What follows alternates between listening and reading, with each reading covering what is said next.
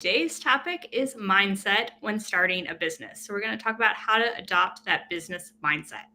Now, if you are joining us on the YouTube Live, welcome. You can ask questions when you're live. So, ask them in the comment section and we will see them. However, we're going to try to keep this on topic. So, we might wait to answer your question till the end, but have no fear, we will get to it. Now, if you are watching this on the replay or the podcast itself, you can also ask us questions. We have a form for that.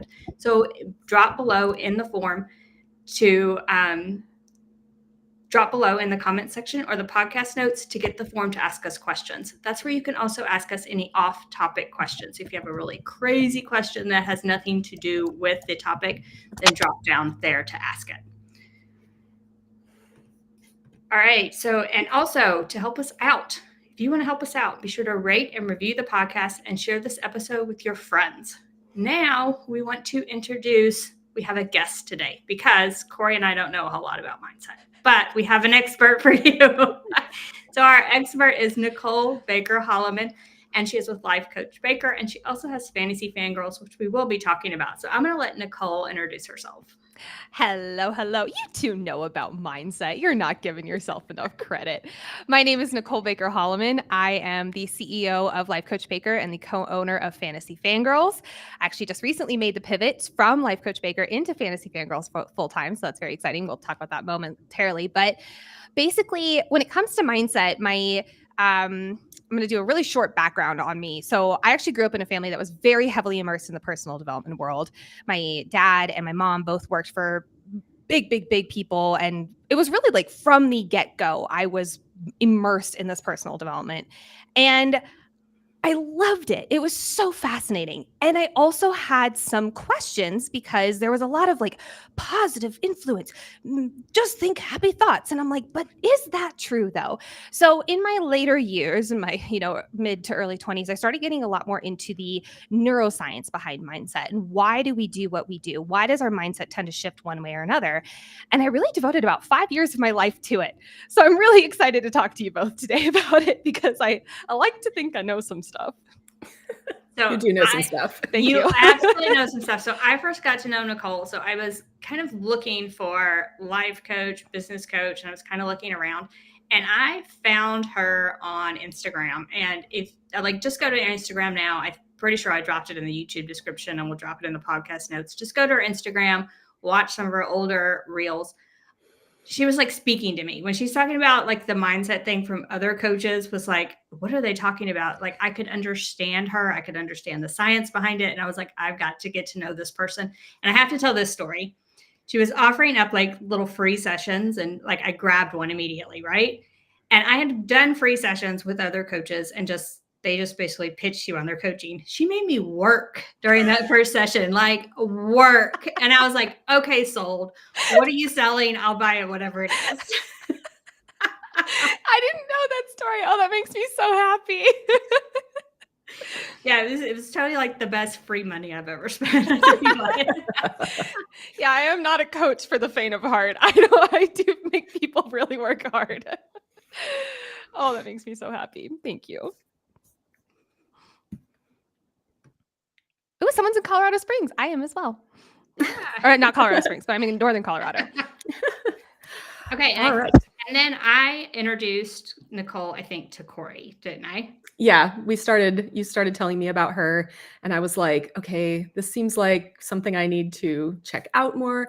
I think I don't know if I talked about this last episode, but I had like a really hard year 2 years ago, like just mentally, just in my job in general. I was just not in the greatest place because I just felt really down all the time. Even though I was being successful, I didn't feel successful enough. I didn't feel like I was working hard enough. I didn't feel like I was producing enough.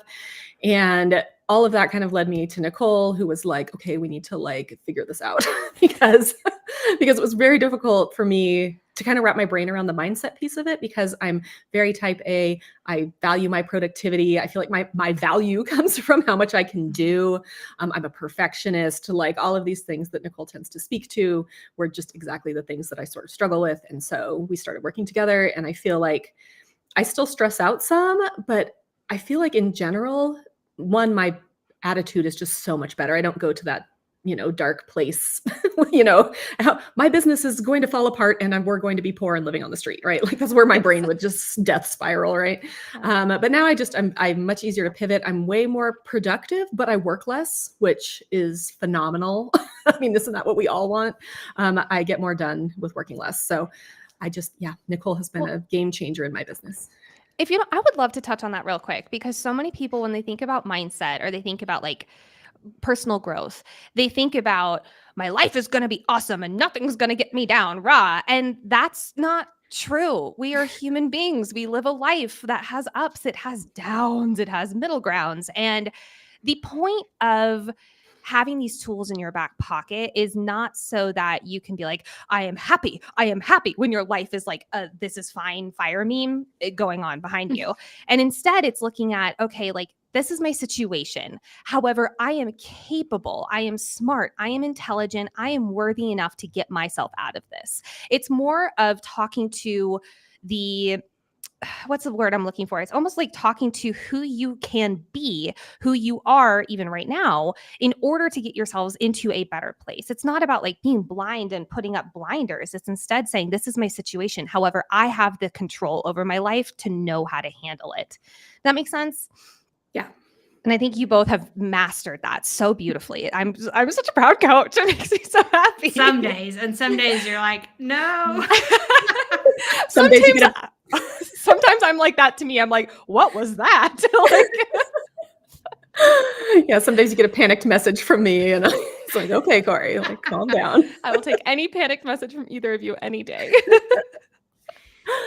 So we can kick this off with like, what is mindset and what does mindset mean? So we'll let Nicole answer that. I'll start off with what it is not. A lot of people hear the word mindset and they're like, ooh, some ethereal woo-woo that we can't really grasp onto. Or they think it's positive. They like go out into a garden, they see it full of weeds and they're like, there's no weeds in this garden. And instead, you have to be realistic.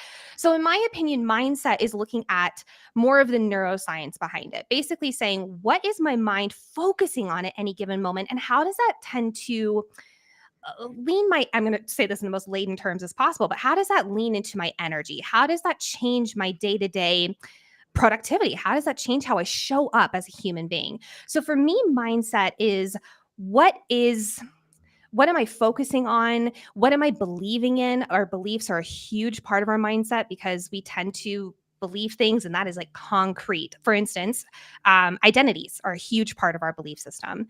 And if I have an identity it's actually a true story. Many, many years ago, I had an identity. I am stupid. I can't read. I can't do anything. I'm terrible at school. I can't write. I was in remedial spelling. I couldn't figure it out. And I had that belief for so long.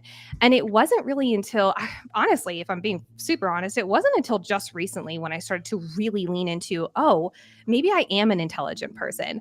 And it changed from maybe I am to I am an intelligent person. But if we're really leaning into what is mindset, I'm going to just kind of kick us off with a big one. It's called the reticular activating system. This is, in my opinion, the foundation to what mindset is that we can grasp onto. So it's not that ethereal woo-woo, right? The reticular activating system is this big old filter in the front part of our brain. And it's almost like we're going throughout our day. And here's a perfect example. Have either of you shopped for a car recently? Angie? I haven't, but I love this example. Same. Okay, I'll do my example then. So, my husband and I, we were shopping for a car like last year, and we really wanted, for reasons I don't know, but we really wanted one of those bright orange Subaru Crosstreks.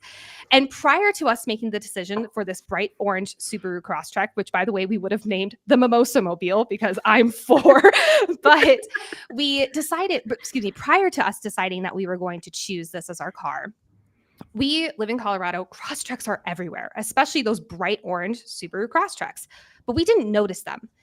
And the second we made the decision, hey, this is a car that is important to us, it has meaning to us, our filter in our brain said, oh, hey, remember all those cars that you didn't see? Yeah, you probably didn't remember, but I'm going to start pointing them out to you now going further.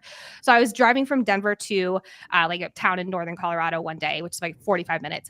I swear to you, I saw 12 orange Subaru Crosstreks. They were always there. But because I was not focusing or saying that these are important, my RAS, my reticular activating system, decided to not deem them important enough to go into my mindset. So this is not just about cars. I'm not a car person by any means, trust me. This is instead about saying what is important to me because my brain is going to seek it out. So like I was saying, if I say I am stupid, my brain is going to deem that important to me. That belief is important to me. And therefore, I'm going to look at the world through a lens of I am stupid. So for business owners here, a lot of the time, when we're first starting, it's I'm not worthy enough to start a business. I don't have enough time. I don't have the luck to start. I hear a lot of people say, I'm not lucky enough to start a business, because I don't know when we deemed that you have to be a business owner and be lucky at the same time. I've never heard that before. I'm not smart with money. I mean, I could go on and on and on. But if we're saying that over and over and over again, our RAS is going to deem that our reality. And it will be a lot harder to start a business versus if you say, I'm capable of figuring anything out, even if I don't know it. Boom. That is an RAS tactic that immediately puts you in the driver's seat to be able to figure anything out. And you will see opportunities come up because you're now opening your mind up in a new way. That was a really long answer to your question. That was a great answer to our question.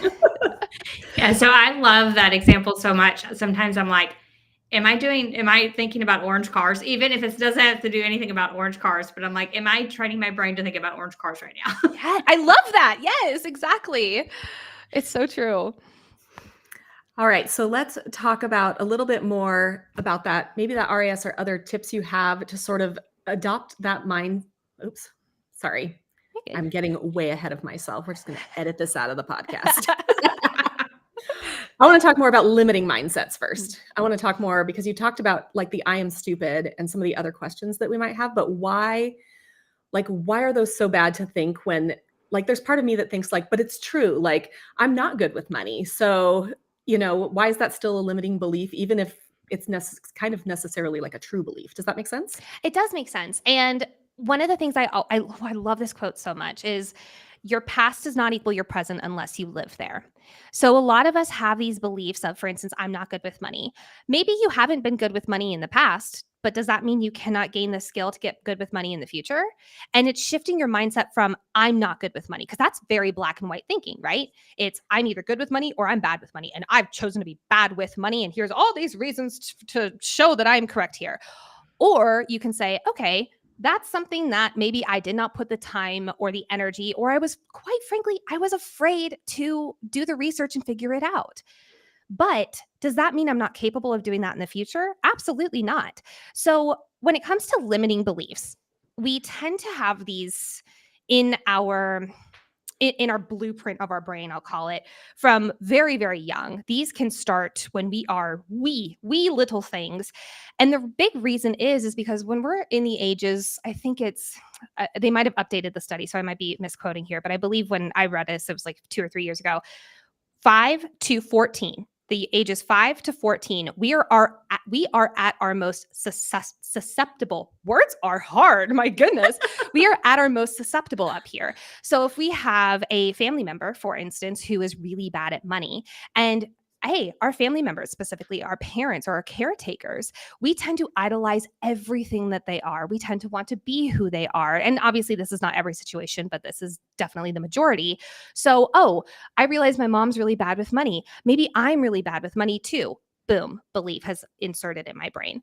And then as you grow up, you tend to have that belief and so on and so forth. And because your RAS is like, you're bad with money, you'll look at your bank account and you're like, oh, I have $100 in there. I'm bad with money. Meh. And it's just that further cementing rather than saying, oh, I have $100 in my bank account. Let me do a little bit of research and see why that is. What can I do differently next time? That is my favorite question. You mentioned tools, and I'll go ahead and just throw one here right now. One of my favorite questions to challenge limiting beliefs, not so much change them because they don't change at the drop of a hat, but more to challenge them, is to say, is that really true? Or, am I capable of changing my opinion here? Or, what data do I have to actually back up the antithesis, the opposite? Is it true that you're always bad with money? Or did you one time make an investment that actually really paid off, but because you're only focusing on I'm bad with money, your RAS totally deleted it out of your brain? Does that make sense? Yeah, that makes a lot of sense. Dope. Yeah, I think so. And I feel like when we're talking about like crafting for profit here, a lot of people are transitioning from hobby to business. So, how do they go from that hobby mindset, a hobby crafter, I'm making it for family, I'm making it for friends, to like a business mindset of I'm going to sell things, I'm going to make money? Like, how do you transition between those two? So, one of the biggest things that I see get in people's way here is when they go from doing things for free to doing things for money and suddenly being like, I'm not worthy of $23 for this sweatshirt. Oh my God, who do I think I am to charge for to charge for these things that I was doing for free for so long? Who's going to pay me? There's so many other sweatshirt designers out there. Who am I to add another, marble to the bucket? Like, there's so much belittling ourselves and thinking that we are not worthy of making money doing what we love. So, one of the things I love to do here is actually spook the heck out of our brains.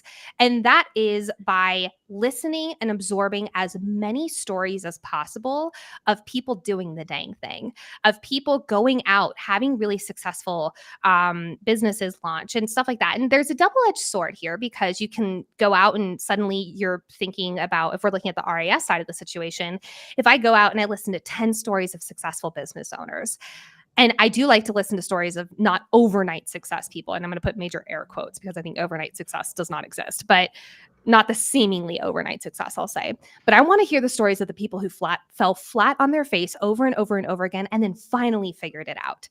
Those are the stories I want to hear because that's training my RAS to see, hey, you can be successful. Hey, look at all these other people doing it. Now, I mentioned a double-edged sword. That's the reason why I never do like the overnight success stories full stop. Sometimes sprinkle them in there because they're fun and empowering, but never make those the only ones because let's say this is especially with perfectionism, people tend to be very like, I want it now, and they'll like white knuckle it, right? And let's say you go through a week and nothing happens. And you're like, well, I suck. I'm clearly never going to make it. And And it's just, we go down this whole spiral. So I don't like to do that. But I really like to start this mindset process of being a business owner from actually external sources. Yes, you can sit down and journal on your own and say, I am capable. I am good. I am an awesome business owner. People will pay me lots and lots of money. We can totally do that. But sometimes that's too big of a jump for our mindset to grasp onto. So this is almost what I imagine like the bridge of it being. It's like opening up that new neural pathway in our brain saying, hey, see, they can do it. You can do it too. It's just opening that bridge up. I wouldn't know anything about that perfectionist stuff you were talking about. Oh yeah, you both are totally immune. I am as well. I've never been a perfectionist about anything. Oh yeah, me neither. No clue what you're talking about. I don't always want things yesterday. I love it. All right. So if that's one of the ways that we take our mindset from sort of that hobby, part of our business to like the business part of our business, then how do we sort of adapt our mindset and grow our mindset as our businesses grow? How do we not stay in that original spot? Because I think that's something that I actually struggled with a lot, where it was like, I'm never going to be bigger than this. I'm never, This was several years ago, but I was just like, I guess that this is how many page views I'm going to have. This is how much sales I'm going to make. And that's it, because it was consistent for a while. And I was like, well, I guess that's it. And it took me a long time to be like, maybe that's not it. Well, I think it boils down to doing the antithesis of that. It's saying, I like this example here. If I'm at a bar and I'm playing darts, what is the goal of me playing darts? I'm not a big darts person, but I do know this about darts. Get a bullseye. Get a bullseye. Yes, exactly. And if I'm playing darts and I'm trying for a bullseye, and then suddenly the dartboard goes away, what's my goal of darts? Shoot at wall. Like it's just like anywhere. It could be anything. So what this is looking at, okay, what is my bullseye? Because I need a direction I want to be heading towards. We do need goals, especially as business owners. We're always going to we're always wanting to be growing. And even as people, that's just embedded in our human makeup. But if we don't have a direction of where we're going, our mindset is going to immediately fall back into old patterns because, hey, that's what's comfortable and it knows how to like sink its claws into that, right? So if I say, okay, my new goal is, maybe I'm a new store, maybe I'm a new Etsy store. I want to have 5 sales in a week. Maybe that's my goal. I'm really excited. I really want that. So that's my dartboard bullseye. I want 5 sales in a week. What I would do then is I would then close my eyes and I would go through a day in the life or even a week in the life of that version of myself. What does that person wake up experiencing? What does that person wake up thinking? What are they grateful for? How do they spend their days? What do they see? What do they see when they look in the mirror? How do they talk to themselves when they look in the mirror? And oh my goodness, their dream is coming true, or at least their next goal is coming true.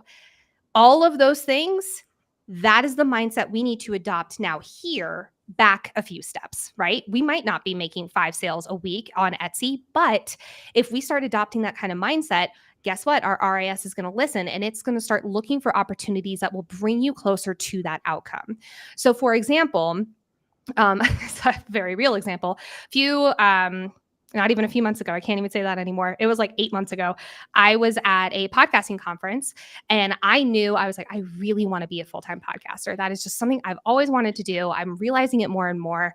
And when I put that bullseye in front of me, I started to think about, okay, what kind of mindset would that person have? Like, okay, I'm intelligent. That was a big one. I'm clear. I am concise. I am charismatic. I would start to talk to myself in that way. And less than a week later, after leaving that conference, my sister and I decided to start a podcast, and it's now my full-time job. So that's like the super short version. Trust me, it's not an overnight success story, but I do think that that is the biggest tool that we can use in our back pocket, is saying, what's my goal? What's the mindset of that person who's achieving that goal? How can I adopt that mindset now?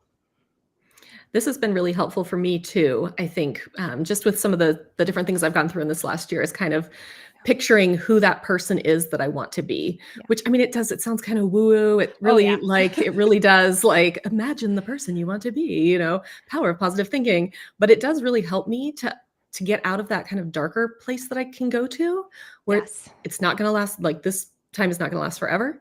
I have always made it work in the past. All of these different things that I'm like constantly telling myself, it will look like this in the future, like all of these things. And it really does just change the way that your mind is angled. If it's not constantly angled on, oh, that competitor is doing more than I am, or I'm not making enough money, or, all of these things that I personally struggle with, that I bet a lot of people struggle with here too. Well, and there's a great quote that says, where focus goes, energy flows. And if I focus on my circumstances right now that I really don't like, I'm going to show up not in the best place. I'm going to show up really low energy. I'm going to be throwing my hands up in the air saying, woe is me, throughout the day. Or I could focus on, that's my goal. That's the person I want to become. Now, does that mean I'm saying my life right now, I'm not looking at it? No, it's instead saying, that's what I want to be working towards. How can I take my current circumstances and make them that instead? And that takes a lot of time. And I think that this is the big thing, especially as perfectionists. And a lot of crafters I've met through you both are a lot of perfectionists. So this, like, listen up, Linda's. Like, I really do want to admit that a lot of us tend to want things now. We want things yesterday. We want things like that black and white thinking. And then we sometimes get to that level of success and we're like, oh, but it's not actually the 5 sales a week. It's actually the 15 sales a week. That's what's going to make me happy.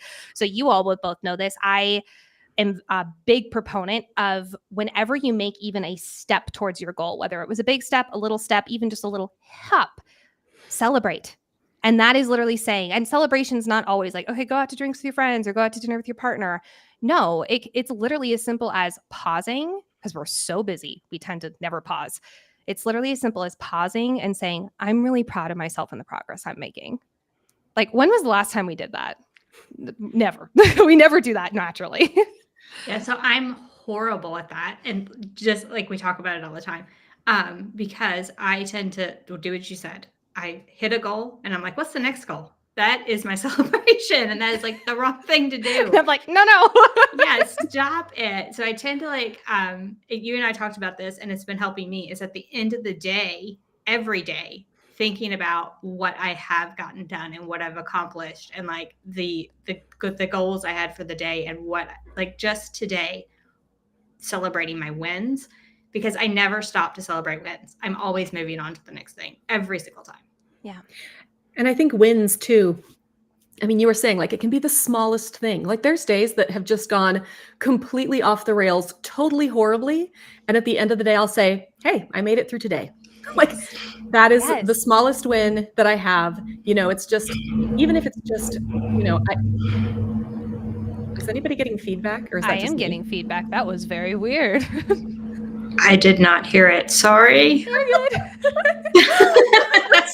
Sorry for this giant pause. All of a sudden, Nicole and I were like assaulted. What is it? It's so loud. Oh dear. It sounds like, I don't know, the thing that crunched up like all the people in Star Wars, the giant trash compactor. I adore you for making that reference. Thank you. Cut all this out of the podcast as well. I don't know. I think, Angie, did your furnace go on?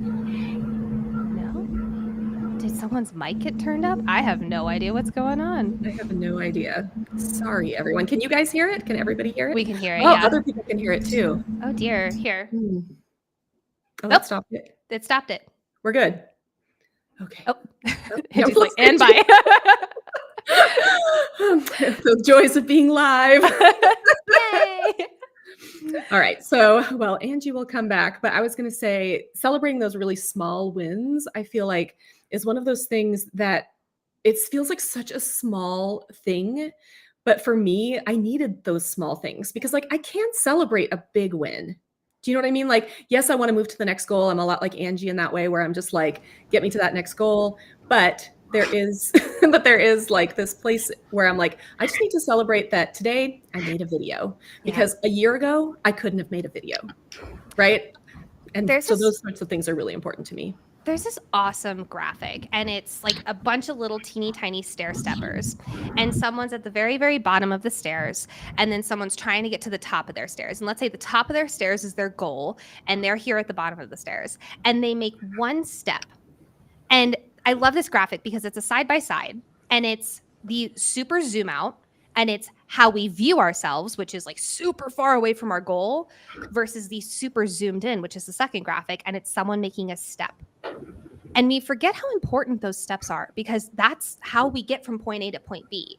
And yet we think that it's all the big steps. And don't get me wrong, there is a way to activate the big steps more. And I think especially as you're a new business owner, it is really important to do the things that will take you bigger steps versus the little teeny tiny steps that tend to be safer. But we discredit any steps that aren't like a full leap to the goal. So one of the things that I actually encourage a lot of people to do is, Angie, you even said this earlier, it's to, at the end of the day, whether that's at the end of the workday or even at the end of the evening, because especially a lot of new business owners, you are doing the side hustle thing. You are working nights, you're working weekends. It's a lot. So let's be honest. It's a lot and it's not for the faint of heart. But if you end your day and immediately you're like, okay, what did I not do today? And then beat yourself up for all the things that you didn't do today. That's not going to help you get that mindset specifically that incorporates, look how far I'm going. Look how, look at what I'm doing. Look at how awesome I'm like, it's not the one that really boosts you up. It's the one that says you're not working hard enough. My therapist literally calls it, you're riding yourself like Seabiscuit. You're basically saying, work harder, 10 times more, go. And we tend to do that a lot, especially as new business owners, because there's so many options to do. But instead, it's looking at the end of the night and saying, or the end of the workday, and writing out a list of at least minimum 3 things you did do that day. And after you get this under your belt for a while, you can transition it into just like making a list in your mind. But when you first start, I really encourage you to do it on paper because there's something so powerful in the mind about seeing it written out versus just thinking about it, because thoughts are fleeting. When you see it written out, that is on paper, and your brain has to activate so many different more things in order to view that thing on paper. So writing out a list of 3 to 5 things that you did do that day, oh my goodness, it is such a game changer, and it takes 5 minutes. It takes 5 minutes. I so recommend it. I just had like this revelation after you talking about this, that I don't get to the end of my day and think about what I didn't do anymore. Like I just had this revelation where I'm just like, I have not thought about the things I didn't get done in months. I just get to the end of the day and I'm like, here's what I got done. Thankful for what I got done. And I move on, which is just crazy to me because I used to get to the end of the day. I'm like, oh, I had this list and I didn't get A, B, C, and D done, but I haven't had that mindset in months and months. So it works. Oh my God. If the Corey extravaganza lists work. I'm so happy. Oh, that makes me cry. That makes me so happy. But for me, I also have to be okay with at the end of the day, if I am like, my one thing I got done today was I listened to my body and I took a break. And that can also be something for me that is like, yes, I did that, because I tend to like work through it. I tend to be that person that works through the pain, works through the cold, works through the flu. No, what I did today was I listened to my body. I took a break and I'm going to be more productive tomorrow. So I have to also let myself be okay with that. Yes, that's so much for me too. It's Angie and I both She's have. like, yay! I'm like, yay! I'm so proud. We both have health issues that we work through, and I think we're going to do a whole podcast episode at some point on working with chronic pain, since we both deal with it. But yes, just giving my body the space to be like, I am, I'm okay. Like I didn't get everything done, but I also didn't like run myself into the ground. My husband and I say this to each other a lot because we tend to lean very into that. I'll call it the workaholic mindset. It does tend to be our go-to. And I'm not perfect, even though I teach on this stuff for 5 years. And him and I have this saying that we say back and forth to each other, and that is human first, always. And we have 2 very demanding jobs. And part of human first is, okay, we are eating dinner, we pause and we have dinner together. We do not eat dinner at our desk. We pause and we eat dinner together. We watch a show together that we love or whatever. And that human first mind, especially when you're starting a business, like if you start it from, let me floor it on the gas as hard as possible, we tend to think that that's the standard. And then, you're 6 months in and you're like, oh my God, I'm so tired. I can't do this anymore. And we either continue pushing ourselves so hard and we burn out, or we throw our hands up in the air and say, I guess this isn't for me. The art of when you're first starting a business, balancing that human first, then business owner, it can be really hard because you do want this to happen. You do want this to work. You do tend to work more hours. Like, again, let's be real. But at the end of the day, you always need to remind yourself what is important here. And it is you, your health, your joy, yourself. And then the business can come later. That's so important. I love the human first. I am going to tattoo that on my forehead. Honestly, I really need to hear it. Needs to just be like a frame on our fridge at this point. Seriously. We say it so much. Well, the kind of things that you're talking about that, like you said, it's just 2 words, human first. Those are the ones that stick in my mind. So I always have to boil down whatever kind of thing that I want to put in my mind to like 2 or 3 words so I can repeat them. Yes. Well, okay. I'm glad I want to touch on this real quick because one of the most common questions I would get when I talk on this is, okay, like I get the RAS, I get the limiting belief, I get how to change it, I get the darts and the bullseye or whatever, but like, how do I program it? Like, how do I program my brain? And one of my favorite ways of viewing this is a very common saying is out of sight, out of mind, right? And if I say, okay, human first, but then I don't ever use it because it's either not in my face or it's not framed on my fridge or it's not something I say back and forth with my husband. If it's basically on the back burner, my brain's just going to forget about it because it's not important. If I have it in my face at all times, like for instance, I think I worded it a little differently, but especially when everything with Fantasy Fangirls was exploding the way it did, I had a bunch of sticky notes on my computer screen on my monitor here. And one of them said, oh God, I can't remember. It was something along the lines of like, pause and be proud. Because I was constantly like, okay, what's next? What's next? Because I felt like nothing, I had no control over my life and it was crazy. And that little reminder, pause and be proud, was, okay, your dream is coming true. Remember to live this also. So going back to the, how do we train our brain is, if out of sight, out of mind, what's the antithesis? It's insight, in mind. So I love having, alarms that go off on my phone. I love having sticky notes on my computer. I love having sayings that my husband actively and I say back and forth to each other. I actually had a client the other day write in lipstick on her mirror a saying that she was trying to ingrain in her brain, and it was beautiful. Her handwriting was amazing. It was awesome. But having it in front of your face is one of the fastest ways to reprogram your brain, because if you don't, we tend to forget about it because life gets busy, even if we think that we're so smart. And oh, not me, Nicole, I'll totally remember it. We can't outsmart our brains. Our brains are really powerful, and it tends to not always be in our favor in that way. And, we're crafters. So make a shirt, make a sign, Yes! make a little thing for your desk. There's all kinds of ways to do this. Exactly. That's awesome. I'm going to go cut human first. I'm going to go Human cut it on my laser after this. And I'm just going to hang it up because I feel like that is just such a good word for me right now when we're going through a lot of personal stuff that I'm not going to talk about here. But like right now, I feel like I am like forgetting to eat, things like that, where I'm like, okay, Corey, you are human first. Just take care of that human first.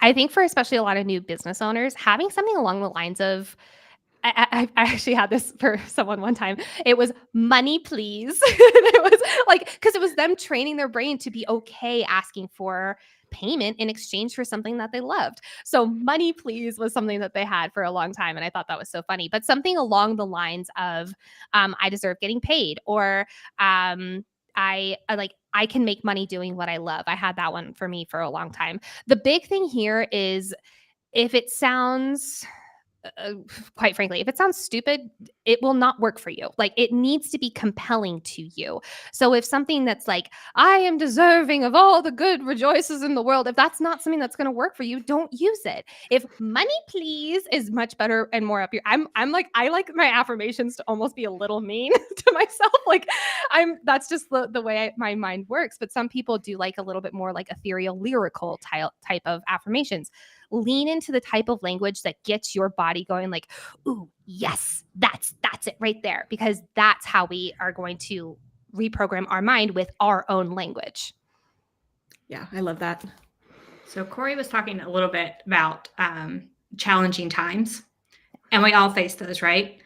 Your business isn't doing well, or personal life isn't doing well, whichever. So how do you stay motivated, focused on those business goals, even when the rest of life is falling apart? So that's a great question. And honestly, my biggest thing is make your goals a lot smaller than you want to. When we are in rough times, we tend to be like, I need the polar opposite. And sometimes that can be really overwhelming for us to go after. So instead, I would say, okay, if that's my polar opposite, what's like the first step to get there? And can I just focus on that right now? When we're going through tough times, specifically personal tough times, we're not in the business. Our mind is elsewhere. We are distracted. And if we say, okay, I'm going to do these 25,000 things this week, our brain is just going to be like, yeah, no, like it's going to shut down. And we're going to beat ourselves up for not being productive enough. We're going to beat ourselves up for X, Y, or Z reasons. So instead, it's saying, okay, if that's, my end goal, what's the first step it takes to get there? And I'm going to block everything else out and just focus on that first step. When things are hard, make it, this is actually, I think I've used this analogy with both of y'all for a while. When we're in hard times, I want you to think about, you have a shovel in your hand and you're digging a hole, you're digging a hole, you're digging a hole. You both just started nodding. I think that this is familiar. When we're in hard times, we're digging this hole, we're 10 feet underground before we realize, oh dear, I am in a hole. Oh, this really sucks. But you know what? I need to be making money. I need to be doing well. I need to be happy. I need to be whatever. So I need to jump into the sky. And if I'm 10 feet underground and I try to get soaring up into the sky, I'm going to fall flat on my face. I'm going to like, and just like face plant into the mud. So instead, I think about the trying to get to that, super far off goal, that polar opposite of your situation, that's jumping into the sky. It's too much of a distance. So instead, what's my next step is picking up that shovel and building yourself some stairs. It's what's my first step I'm going to carve out. And that's me getting out of this hole. What's my next step? Okay, carving that out, getting out of this hole. We don't build the entire staircase out of a 10-foot hole all at once. We build it one step at a time. And that's how I want everyone to look at getting out of hard times. I actually want everyone who's starting a business to look at that very similarly. If you really hate your day job, or if you are in retirement and you're realizing you need money, or if any reasons whatsoever, really and truly, I want you to think about what's my next step, not my far, far, far away step, because that can be really overwhelming. And then we're in a hole again. Yeah, that's such good advice. Do you have any advice? I feel like too, of the letting go of the things that don't matter, because that's one of those things that's really hard for me as a perfectionist. Like I want to be on all the social medias. I want to making all the videos and writing all the blog posts and making all the money and doing all the things. And right now my personal life is not the best it's ever been, and I do feel like I'm struggling with like, how do I just say, okay, we're just gonna forget that for now. Yeah. We as perfectionists have a laundry list of reasons why we should do it all. We should do it the most, right? And it's a really compelling list. Let's be real. So sometimes if it's really loud, sometimes I have people actually write out a laundry list of all the opposites, challenging that thought. Okay, if I want to, this is actually a really good one for a lot of new and I'd say growing business owners as well. I need to be on all the platforms. I need to be, doing the blogs. I need to be doing the YouTubes. I need to have the most YouTubes and all of this stuff. And I love writing out a reason of why maybe is this not the best idea right now? And it's challenging these thoughts. It's instead saying like, I'm going to ignore it. I'm going to release it. Da, da, da, da, da. Because sometimes our brain has really got its talons sunk into it and it's really hard to release. So I look at this as like we're almost plucking the talons out one by one. We're making a list of, hey, why maybe is my perfectionist brain not right now? And then when we get to that point where we're like, okay, I see a much more objective board. What do I want to do? And we get to make a decision from a much more clear head, from a much more I'm in the driver's seat, rather than a, oh my God, I need to do everything all at once. And like us perfectionists, we tend to like drive ourselves like Seabiscuit. It's absolutely crazy what we do for ourselves. So that would honestly, if I gave one tool for people who are experiencing that, I would literally whip out a sheet of paper or whip out the notes app on your phone and just start writing down, what are some reasons why this is maybe not the best idea? And see where your mind goes. Probably going to have to do that this afternoon. I got you. I would like to hear about that list, please. I'll send you my list later. Thank you. She's like, yes, I will do that. Not to give you homework when you have me on a live. See, I told you she makes you work. I told everyone. I am not for the faint of heart. Let's just put it that way. Oh my goodness. All right, so let's dive in a little bit into overwhelm, which we've talked a little bit about. But what are some other ways we can like effectively manage our time and resources to kind of run a successful like craft business? I am a major believer in the 80-20 rule. So for those of you who are not as familiar, 80-20 rule basically means in order for me to achieve a goal, let's say, there are 100 tasks that I need to do to achieve said goal. But 80 of those tasks tend to be not very helpful. They tend to be things that maybe move me like a little teeny tiny step forward, or maybe not at all, or maybe they're just there to appear like I'm busy, but I don't really, Angie's like guilty. Yes, it's very, very common. We want to be busy, especially as business owners. We've glorified the society of busyness, right? So a lot of these 80 tasks tend to be the illusion of busyness. But then there's those other 20 that tend to be things that are really scary. They tend to be really out of our comfort zone, but they also tend to leap and bound us closer to our end result that we're trying to get to. So this is the 80-20 rule. It's looking at your goal, and it's saying, what are the 20% tasks? What are the big, scary tasks that are going to take me way closer to my goal? And what are the things that are maybe on my list because I should do them, or because they sound easy, or because I know, or because I feel like this one person on a live told me I needed to do it. And then I, got into my head that I won't be successful unless I'm on all of the platforms. There tends to be a lot of shame and should in the 80, and there tends to be a lot of fear, and specifically fear of failure and rejection in the 20. But the 20% tasks, those are the ones that get you to your goal. And they are also the ones that keep you sane. And they're also the ones that tend to take overwhelm and way, way, way lessen it, because you don't have 80 tasks you're doing, you have 20 instead. So what I would tell people to do in this instance is I would say, okay, what's your goal? And then I would say, okay, write out a list of things that you feel like you need to do in order to achieve said goal. And then I would go through each of those lists, or excuse me, each of those items. And I would say, is that a 20 or is that an 80? And all of the 80s, ball up, throw in the trash, and do the 20s. So for me as well, the 80s feel good. Oh, yeah. They feel accomplished. I got so much done today. Yes, what you're saying is true. They didn't move me probably any closer to my goal, but I got that sense of accomplishment from them. So I would always fill my day with the 80. Yes. Every single time. It was like the feel good of them. The I got so much done. I was so busy of it. Yes, that's exactly like let's say someone who's starting like let's say like an Etsy shop or something, and maybe one of their tasks on said list is to start a TikTok account. I don't know if that would be a 20% task when you're first starting an Etsy store. Instead, it's probably get 5 to maybe even 10 you guys are the Etsy experts, so I might be spouting really wrong information, so please correct me if I am. But like, it's getting some really good solid things in your store. And then when you're at the marketing part, then maybe TikTok is actually going to be a 20% task. But at the very beginning, you need to know, okay, again, it goes back to that dartboard. What is my dartboard? What is my dartboard? And if that dartboard is gone, everything feels like a 20% task. Everything feels urgent. And that's when overwhelm really tends to hit in, which, by the way, overwhelm is literally our brain going into overdrive and hitting the fight, flight, freeze button on, like, it's like an epic, like 80s cartoon smash, like, like it gets really aggressive. And so instead, I want you to think about it instead of fight, flight, freeze, which, by the way, we tend to fight a lot, especially as perfectionists. And fight means, let me get them all done. Watch me do all the things today. And then the next thing you know, you're exhausted. But instead of doing that, it's looking at, okay, what's my dartboard? What's my bullseye?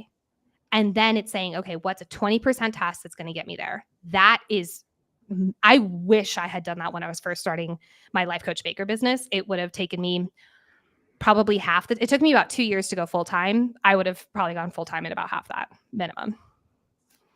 Yeah, if only we knew then what we know now. If only hindsight's 2020, right?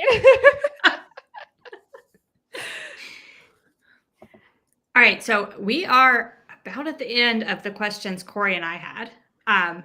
While we are going to let Nicole talk a little bit about an offer she has, but before that, if you have questions for us or Nicole about this whole mindset thing, and you're on YouTube Live, drop them in the comments now, and we'll start pulling some of those up. But for now, Nicole, I'm going to let you talk a little bit about your offer if you would like. And I'm going to put up a QR code here where they could scan and get that. Perfect. So as working with perfectionists, I've been doing this for about 5 years. One of the biggest words I hear is overwhelm. I'm so overwhelmed. There's so many things I need to do. I have so many things I need to do in order to start my business. And whenever we're overwhelmed, like I said, that fight, flight, freeze button tends to get activated. We either fight and try to do all the things, and then we feel exhausted, and then we're still beating ourselves up for all the things we didn't do. Or we freeze, we procrastinate, we bury our head in the sand. We tend to say, oh, you know what? My windows really need washing. I'll go wash my windows instead, because that's so much easier than tackling my to-do list. So I created a mini course called Over the Overwhelm, and it is a golden 15-minute exercise that is just brain dumping all the things that are swirling around in your head and looking at that list and saying, what do I actually need to do? Because maybe wash my windows isn't the most important thing right now. But when we live in our head like this, it tends to be really, really, really scary. It tends to be really overwhelming, and it tends to be loud, so loud. So like I said at the very beginning of this live, having that external voice is so helpful for getting you back in that zone and getting back in the driver's seat. So I created this 15-minute exercise. I walk you through every single thing step by step. But also, when we're in overwhelm, we have a lot of let's say troubleshooting that needs to happen. We have a lot of causers of overwhelm. Things like, oh my gosh, there's so many. But basically what I'm saying is I have an entire separate section of this mini course. It's all included. That is just a bunch of troubleshooting overwhelm. How to prioritize is probably the most watched one on there. How do I prioritize things? And this is normally a $30 mini course, but I love you both so much and you're so amazing. And thank you for having me as your first guest. I'm very, very honored. So it's 70% off, which basically means it's about $7, but you get the entire 15-minute exercise, which I have clients who use this regularly. Like I have clients who use this on repeat. Then you get all of the troubleshooting overwhelm little videos as well. And multitasking, that was another one. I was like, there's one that starts with an M. Multitasking is one of the videos on there. And you also get a little introduction as to why overwhelm happens in our brain. I'm a big believer of explaining the neuroscience of why our brain does what it does, because it's so mysterious up there. So there's a little bit of an explainer video of the neuroscience behind overwhelm and why we get activated. So that is Over the Overwhelm. And I think you mentioned there's a little QR code. I don't know why. I think it's this way. That way. So if you're watching on YouTube, we are randomly pointing because we can't find the point. But yes, I put a QR code. And also if you're watching later, YouTube description has it. Podcast notes has the link. You can click that link, get right to it. And I think Nicole said this goes to September 2024. Yep. So you have a very long time to cash in on this offer. Yes. All right. Now, so we're going to take final questions. If you were joining us on the YouTube Live, anything for Nicole on mindset, overwhelm, techniques, tips to help you deal with your business, now would be a great time to ask those. Someone asked if this would be good, but I'm assuming over the overwhelm, they mean, would this be good for people with ADHD? Yes, my husband has ADHD. I've coached a lot of people with ADHD. This has worked extremely well for them. I'm not going to say it's like the golden ADHD exercise because that's not my forte, but I have seen this work extremely well with people with that extra busy mind, we'll call it, for sure. Yeah, I personally use the exercise a lot. I will say that. It really helps me personally to get through. I tend to get very overwhelmed. It's there's just a lot on my plate, a lot to do. I tend to get very overwhelmed, so I kind of use this a lot. Yeah. So highly, highly recommend. Yay! Good. That makes me happy. The other thing I do want to say about overwhelm, just whether you get the course or not, just about overwhelm is.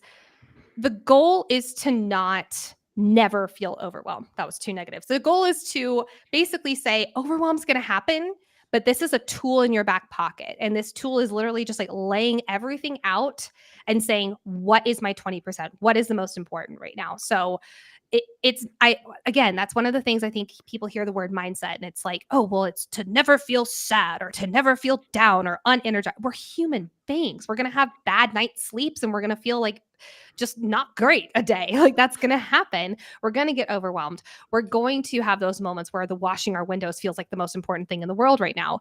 These are not to say those are never going to happen. This is instead to say when that happens, here's a tool rather than just the monkeys going crazy in your brain and relying on that. I feel like the Windows example came from me because I'm pretty sure we made a list together and Windows was on it. So I'm just going to go ahead and own up to that right now. All the business things were on there and the Windows were, okay? I do think that was from you. I totally forgot. That makes so much sense. Yeah, I feel like this is such a good point because for me, it's I haven't watered the plants or definitely need to vacuum my carpet that's below this desk because I'm filming a YouTube video and I'm nobody's going to see the carpet below this desk. It's just one of those things where your brain is just what's an easy task that I can just take care of? Yes. And it's so easy that you don't have to think about it. And when you're overwhelmed, thinking is just so difficult. So I do think this exercise is just really, really good for being okay, there are other tasks that will actually get me closer to my goal that are still easy enough to sort of tackle in this moment. And this actually goes along with Sue's question. With the 80-20, can you change the percentage or is that optimum? 80-20 is kind of arbitrary. It's more just the small percentage and the big percentage. The big percentage just tends to be a lot of miscellaneous tasks that are not as important on a given day. And I've literally had people say, okay, on Tuesday, let's say they're building their business, and a big part of business is our social media nowadays. Let's say they're building their business, and on Tuesday they're hitting overwhelm, and on their to-do list they had post 3 videos onto Instagram stories. And that felt way too overwhelming. We looked at that and we said, is this a 20% task for the day? And they said, no, you know what? Probably getting my link tree cleaned up and so it feels really clear and concise is the 20% task. And it's like, great, let's do that for today. But then on Wednesday, posting one of those videos was a 20% task. So these are going to change from day to day. But the overwhelm, and honestly, just the 80-20 exercise to begin with, it's to say, what is right now? What is the most important thing right now that I need to do? So for instance, I'm using this pretty actively right now, is there feels like there's so many things that I need to do in the new business that I'm building with my sister. And her and I and our executive producer regularly meet, and we look at our entire list and we say, what's most important right now? And we highlight things.